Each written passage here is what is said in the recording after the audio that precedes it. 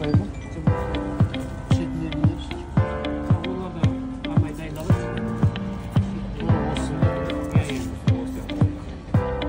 Buna iş köpöneldir.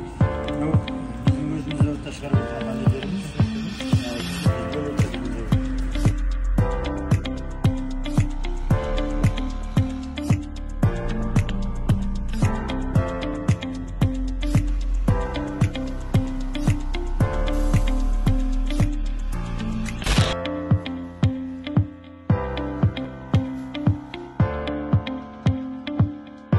Hükümet қолдап отыр.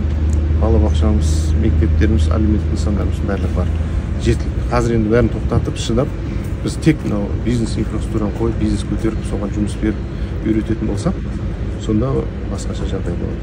Сол үшін біз инвесторлар көбірек тартып, солар өз қаржысына соқсын, жұмыс орнын ашсын, және салық төлесін бізге. Соның есебінен біз экономиканы көтереміз.